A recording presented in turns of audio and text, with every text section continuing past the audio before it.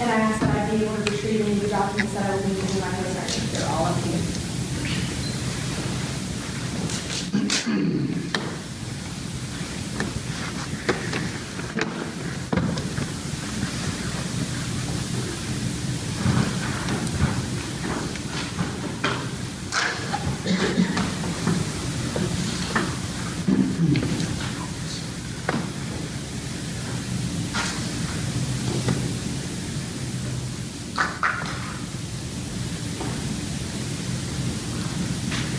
Now may it please the court, opposing counsel, and ladies and gentlemen of the jury.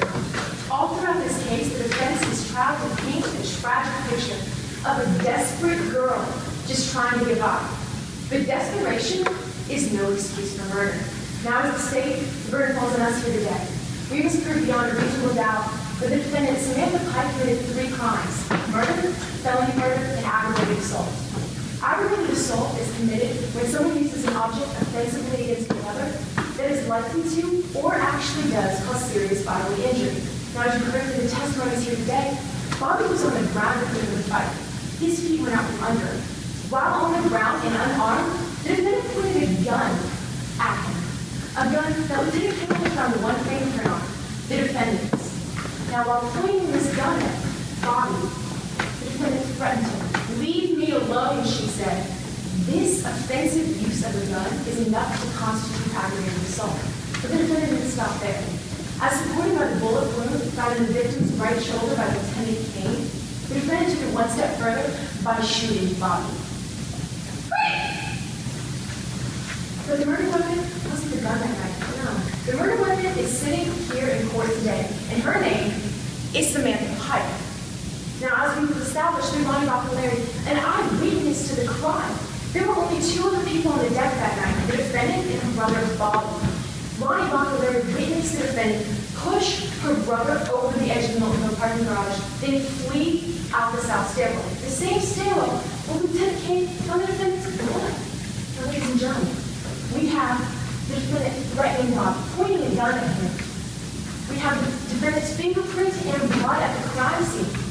And we have an eyewitness testimony that places only 2 other individuals on the top of the deck that night, and then identifies the defendant as the one who pushed Bobby over the edge. There's only one logical explanation in this case, that it is the defendant who caused the death of Bobby Bacalari. And by doing this, while committing the felony aggravated assault, she's committed felony murder. Now, the last crime that the state had to prove today is murder. And having already proved that the defendant caused the death of Bobby Bacalari, all the state had to prove was that she intended to do so, that she acted with malice. This malice was proven through the promises the defendant made to Bobby. As you heard through Sean LaBoo, the defendant promised that if Bobby left his goons at home, she would take care of him once and for all. You heard through the text messages. The defendant promised Bobby, fine, but this is it, one way or another. These promises, these intentions to do harm, ladies and gentlemen, that constitute the last element of murder, malice. Now, the state has proven beyond a reasonable doubt that the defendant committed 3 crimes accused of here today: murder, felony murder, and aggravated assault. Thank you. May I please support opposing counsel, members of the jury. Ms. Pike was at the wrong place at the wrong time. She's felt like she always has been. Ever since she was 13 years old and her father died, she has become the man of the family to support it. She's felt the weight of the world on her shoulders. Make no mistake, the one thing that isn't on her shoulders today is the burden of proof in this case. The prosecution carries that burden. They've charged Ms. Pike with murder. The worst crime in our system is that they have proved that she's guilty to you beyond a reasonable doubt. Like we anticipated, they've tried every trick in the book to distract her from that.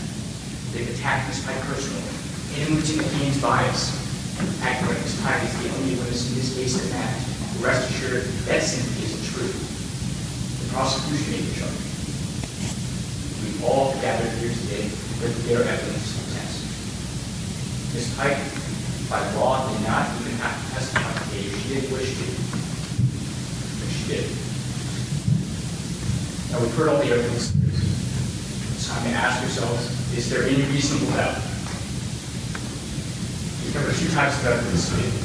Eyewitness testimony and forensic evidence. So let's review both. They brought up eyewitness Ronnie Baxter later. He said he was sure that he saw Samantha Pike push his brother over the edge. We were going to say that he actually had assumed the person was Samantha Pike.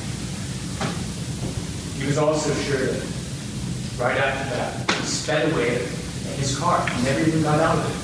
The fingerprint evidence showed otherwise. When confronted with that, he made that his memory of the event was foggy. And at the very moment when he remembers seeing Samantha Pike run by his car, he was really crouched down on the floorboard. Now, the defense has brought up two eyewitnesses today. I'll bring out both of them without any interest in this case. I corroborated Samantha Pike's testimony. She told you about the fourth person out there on the parking lot, the one with the black bomber jacket.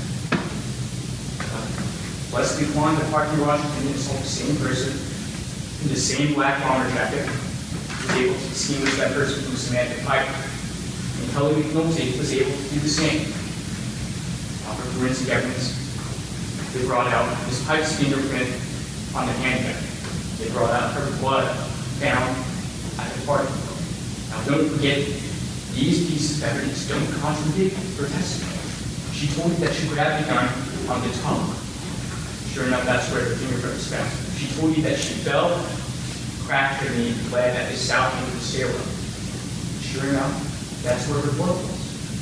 The prosecution didn't want you to hear about the fresh cigarette butt with Sean Luck's DNA on it. They didn't want you to hear about his fingerprint found on the shell casing of the dairy bullet that had been lodged body back over his body. And when Lieutenant Kane brought removed him for questioning, removed gave him an alibi. He wasn't able to produce a ticket stub to corroborate that. At that point, Lieutenant Kane should have looked further into that. Like he said, it didn't matter to him at that point, because he already had the Pike book.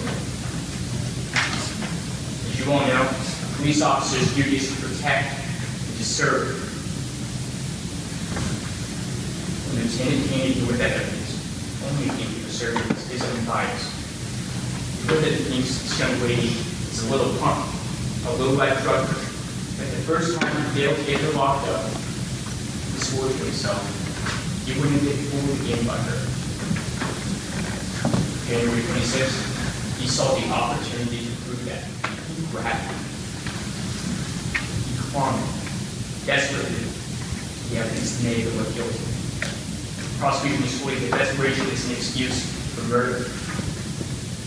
Desperation also is not an excuse for ignoring important evidence, for acting unprofessionally, for acting illegally.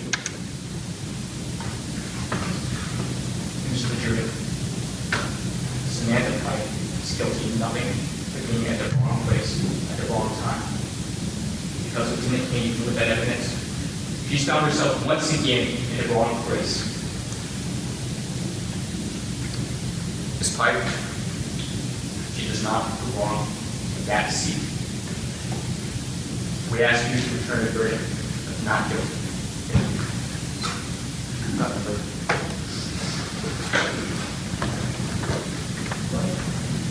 I'm not sure how much time you have left. 2 minutes. Now, Mr. Hamrick just came before you and posted a different theory. One where it was not the defendant who committed murder, but another individual, Sean Booth. Sean Booth's fingerprint and DNA was found at the crime scene, but there's a logical explanation for both of these. It is Mr. Booth who normally moves the gun in the body, so it would be logical that his fingerprint would be found on the shell casing from that gun. Now, his DNA was found on the cigarette butt at the crime scene, but Lieutenant Kane determined that that cigarette butt was smoked hours before the crime even took place. The fact remains that he was not there that night. In fact, he had an alibi. He was at the movies. Now, the descriptions of Sean Booth, dark bomber jacket, fake fur, dark jeans, and heavy boots, matches to a T the descriptions of Samantha Pike by both Ron Buckley and Leslie Kwan. You must ask yourself this, ladies and gentlemen. Is it really logical that two people wearing nearly the same exact outfit were in the same exact location at the same exact time? Is it really logical?